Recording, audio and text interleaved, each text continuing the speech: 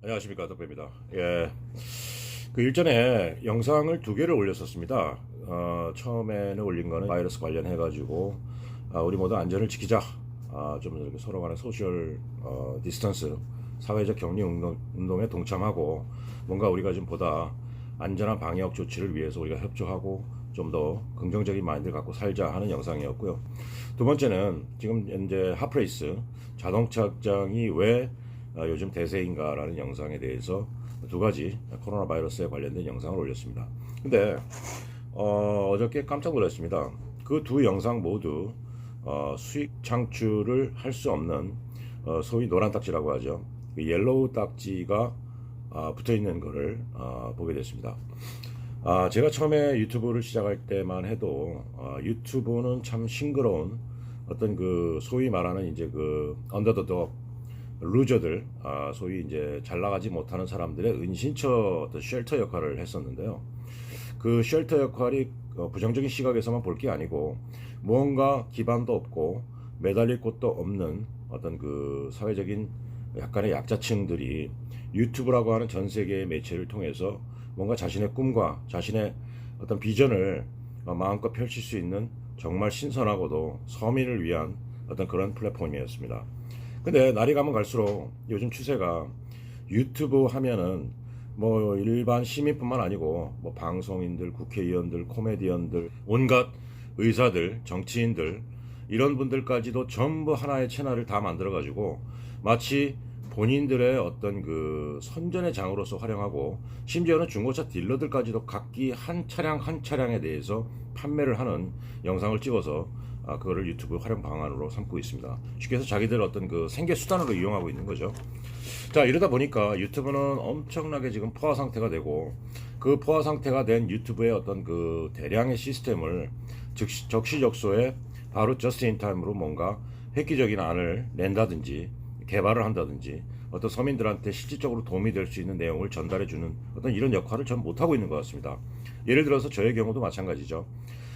코로나 관련한 어떤 동영상을 찍거나 어떤 그거에 대해서 업로드를 했을 때에 광고 수익 창출이 안 된다 라고 하는 내용을 사전에 고지를 한다든가 아니면 기타 어떤 내용에 대해서 그 내용을 모르고 있는 유튜버가 그런 영상을 찍었을 때는 최소한 간단한 이메일이라도 하나 보내서 당신의 영상은 이러이러한 이유 때문에 수익 창출이 안 됩니다라는 어떤 기본적인 인폼은 제공을 해 줘야 되는데 요즘 유튜브의 어떤 그 행태라고 할까요?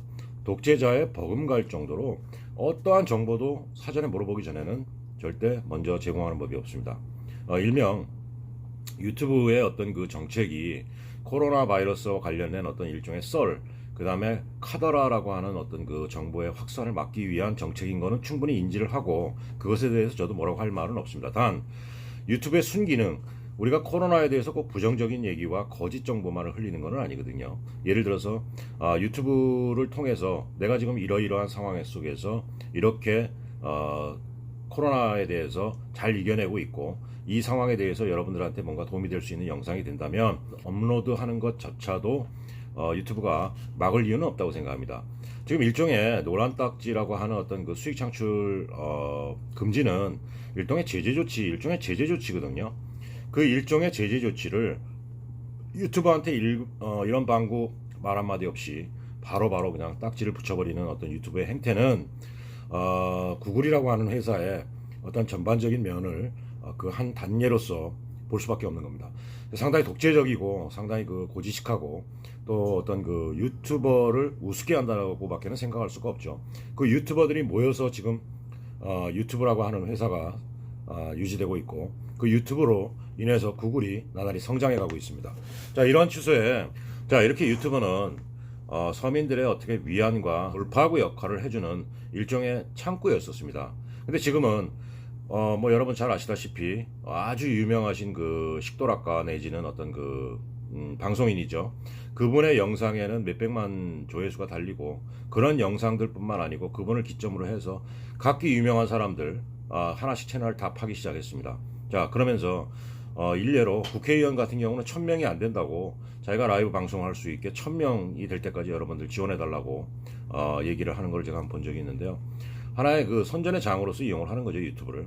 자, 이러다 보면 각종 매스컴이나 뉴스, 기타 뭐 여러 가지를 통해서 그 메인 어떤 그 스트림에서 활동을 했던 모든 어떤 잘 나가는 사람들이 전부 유튜브로 들어오게 됨으로 인해서 실질적으로 저희와 같은 서민들이 매달리고 서민들이 마음의 위안을 삼았던 이 유튜버는 그 진정성과 그 정말 신선했던 어떤 이미지의 모습은 없어지고 점점 상업화, 그 다음에 있는 자의 마당으로 전락해 버릴 겁니다.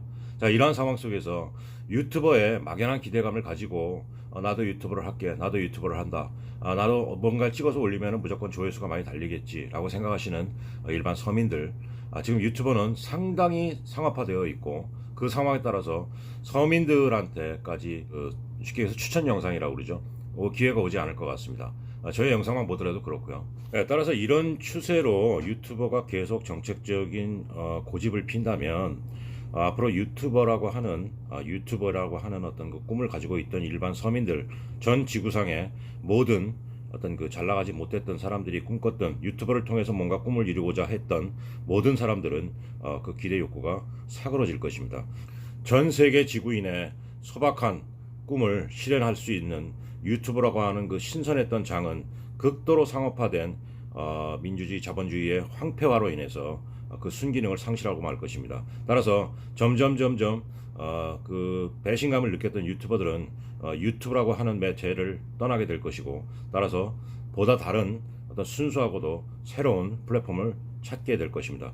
유튜브 담당자가 만약에 이거를 본다면 현재 제가 드리고 있는 말씀에 대해서 한번 생각해 볼 필요가 있다고 생각합니다.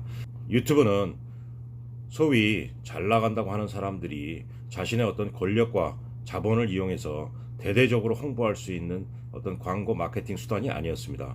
유튜브는 그야말로 가진 것 없고 보잘 것 없는 서민들이 자기의 꿈과 자기의 목표를 그나마 실현할 수 있었던 마지막 지구상에 남아있는 하나의 순수한 장이었습니다. 근데 이것이 극도로 변묘돼서 이렇게 상업화로 지속된다면 앞으로 유튜버라고 하는 직업과 유튜버를 꿈꿨던 모든 전 세계인들은 등을 돌리게 될 것입니다. 또한 지금과 같은 독재와 같은 냄새가 나는 이런 시스템을 유지하고 유튜버, 일개 개개인의 유튜버, 조회수가 많이 안 나오고 구독자가 많이 없는 이런 유튜버들을 우습게 여기기 시작하는 유튜버 시스템이 지속적으로 유지가 된다면 앞으로 유튜버라고 하는 이 매체는 분명히 사그러질 것입니다.